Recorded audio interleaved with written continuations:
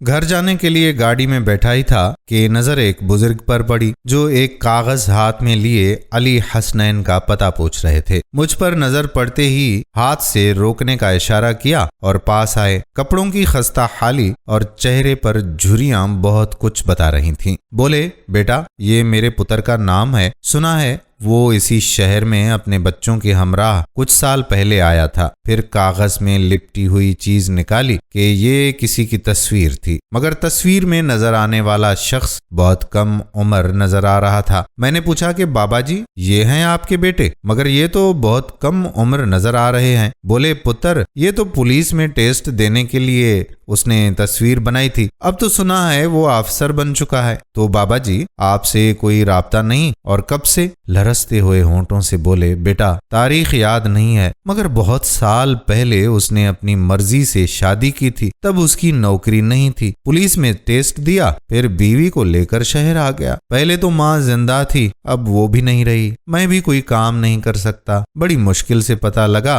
कि वो इस शहर में रहता है। मैं बड़ी मुश्किल से यहाँ आया हूँ। जिंदगी का क्या भरोसा, बस एक बार उससे मिलना चाहता हूँ। मगर मैंने पूछा कि मगर बाबा जी आप कब से अपने बेटे को ढूंढ रहे हैं? बोले कि कई दिन हो गए हैं पुत्र, बस चलता रहता हूँ और पूछता रहता हूँ लोगों से। जहाँ रात पड़ी सड़क किनारे ही सो जाता हूँ। इतने में एक सर्द हवा का झोंका मेरे जिस्म को ठठरा गया। बाबा जी आपके पास कोई एड्रेस नहीं? ऐसे कैसे आपको? अभी लफ्ज मुंह में ही थे कि बोले, तो खैर है पुत्र, अपने बेटे के शहर में मौत आई तो उससे आगे क्या है? बाप हूं ना, जिंदगी में देखना चाहता हूँ। हशर में तो पुत्र सुना है अपनी अपनी पड़ी होगी। मैंने तो हशर नहीं देखी बाबा जी, मगर हशर देख रहा हूँ। आंसू मेरा चेहरा भिगो रहे थे। कहीं इस बाप की मोहब्बत की कीमत इस शहर के बेटों को ना देनी पड़ जाए। एक दो फोन घुमाए और ऑफिसर अली हसन का पता चल गया। बाबा जी को उस बदबख्त बेटे के घर तक लेकर गया। बेल बजाई तो सर्वेंट बाहर आया। बाबा जी ने बताया कि वो साहिब के वालिद हैं, अंदर आना चाहते हैं। मुलाजिम ने चौंक कर कहा कि साहिब तो कहते हैं कि उनके वालिदैन का इंतकाल हो चुका है। इस पर मैंने जोर दिया कि आप अंदर जाकर बताएं तो कि बाहर कौन आया है। मुलाजिम से बहस जोर पकड़ने लगी तो बाबा जी ने मुदाखलत की। बड़े नरम लहजे में बोले कि वो सुबह सवेरे यहाँ से ही गुजरेंगे तो मैं उन्हें देख लूंगा। मैंने बाबा जी से कहा कि ये क्या बात हुई, आप मिल तो लें उनसे। बाबा जी मुड़े, चलते हुए गेट के सामने सड़क पार दरख्त के नीचे जा बैठे और बोले कि बस यहीं से देख लिया करूंगा। अखानू ठंडी चा दिए ना। दोस्तों ये तहरीर पढ़ते हुए मेरी भी आंखें कई बार नम हुई। बस एक ही जुमला मेरे जहन में गूंज रहा है कि बाप हूं ना, दुनिया में मिलना चाहता हूँ। हशर में तो पुत्र अपनी अपनी पड़ी होगी। खुदारा